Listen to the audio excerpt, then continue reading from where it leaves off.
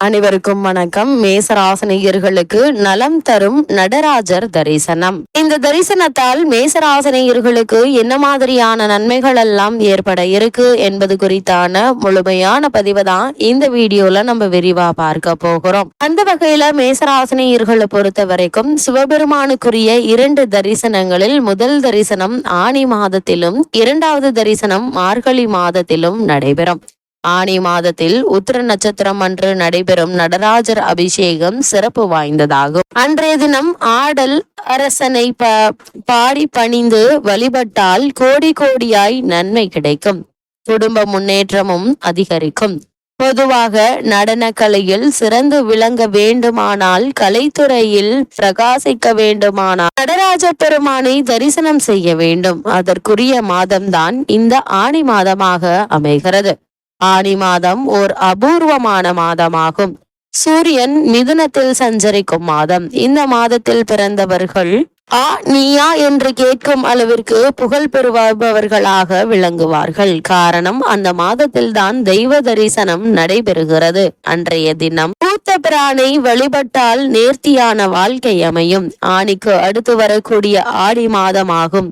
ஆடி ஓடி சம்பாதிக்கும் வாழ்க்கையில் மற்றவர்கள் வியக்கும் விதத்தில் வாழ்க்கையை அமைத்து கொள்ள ஆனி மாதத்தில் வரும் நடராஜர் தரிசனம் நமக்கு வழிகாட்டுகிறது. மிதுனம் நவகிரகங்களில் புதனுக்கு சொந்த வீடாகும். புதன் கல்விக்குரிய கிரகமாக கருதப்படுகிறது. எனவே இந்த மாதத்தில் நடைபெறும் நடராஜர் தரிசனம் போன்ற விழாக்கள் கலந்து கொண்டால் படிப்பில் முதன்மை பெற வழிபிறக்கும். மண்ணில் நல்ல வண்ணம் வாழலாம். அது மட்டுமில்லாமல்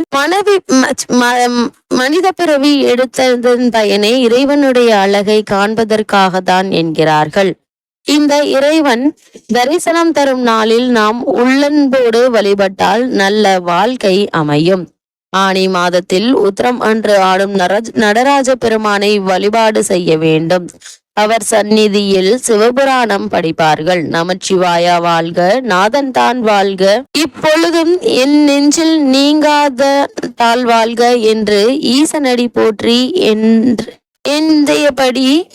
எந்தையடி போற்றி, தேசனடி போற்றி, சிவன் சேவடி போற்றி போற்றி என்றும் இறைவன் சன்னதியில் வாழ்க வாழ்க என்று நாம் பாடினால் நம்முடைய வாழ்க்கை வளமாக அமையும். நம்முடைய உலகம் போற்று கொண்டாடும். எந்த குறைபாடு இருந்தாலும் அதை அகற்றும் ஆற்றல் உள்ள முருகை வழிபாடு இறைவன் வழிபாட்டிற்கு உண்டு. ஆனால் அதற்கு முழுமையான நம்பிக்கை தேவை.